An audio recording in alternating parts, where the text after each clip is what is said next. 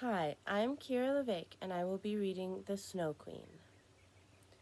In a large city lived a little boy named Kay and a little girl named Gerda.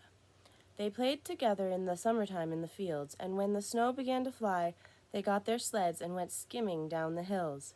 One day, Kay took his sled down to the public square and was playing with the other boys when he noticed a large sleigh, painted all in white, and in it sat a figure muffled up in a shaggy white fur with a cap on.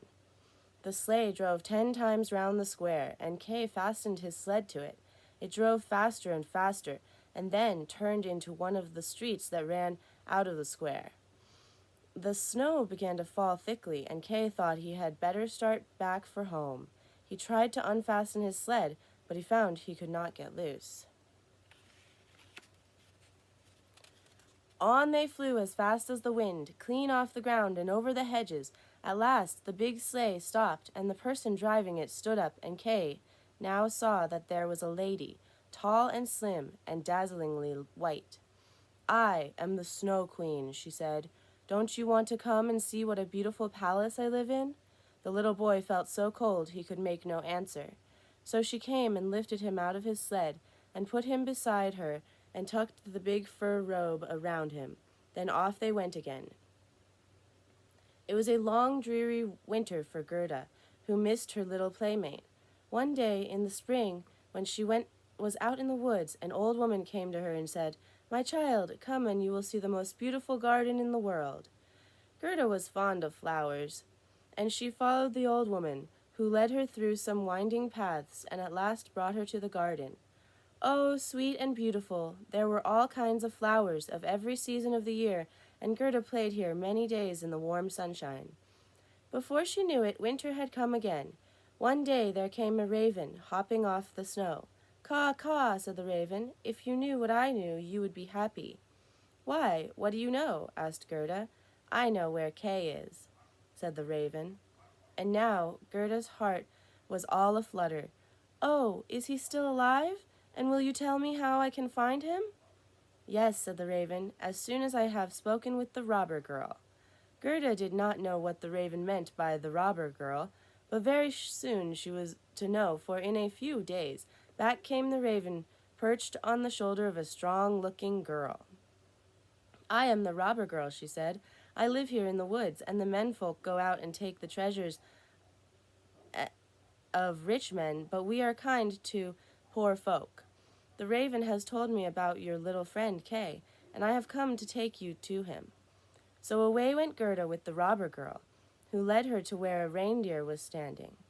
She lifted Gerda onto its back, put cushions and robes around her, and then said, "Now go, reindeer, away to the Snow Queen's kingdom where the little girl's playmate is. Take good care of her." Then the reindeer, with Gerda on its back, bounded away, over the hedges and fields, faster and faster. Away up in frozen Lapland, the door of a little hut built right in the snow opened, and an old woman came out to give them food and drink. Then away they went again. At last the reindeer stopped. "We are just outside the Snow Queen's palace," it said.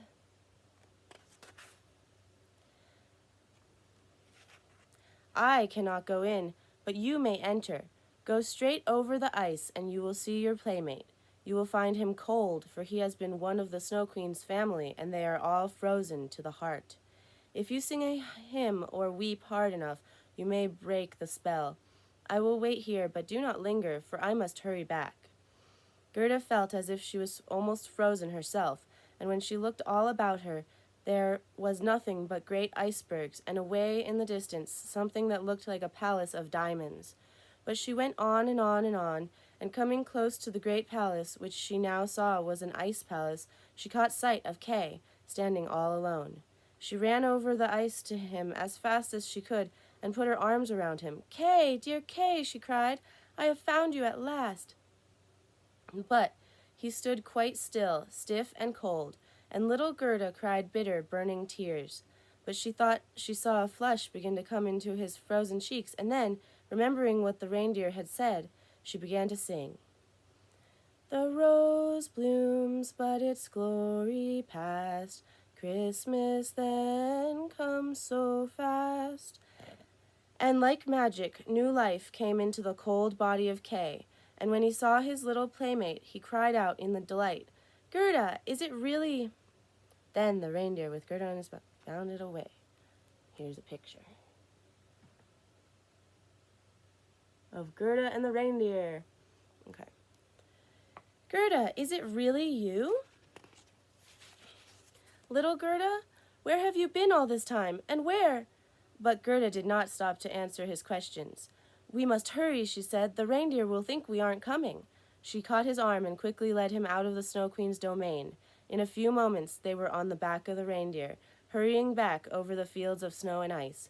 Nor did the reindeer stop till it reached the city where Gerda and Kay lived. Kay and Gerda are married now and have children of their own, and of all the stories the children love to hear, they like best the one about the Snow Queen. Okay, but I thought they were brother and sister. Let me see. Back in here. It says a little boy named Kay and a little girl named Gerda. Okay, they weren't brother and sister. Just making sure. Okay.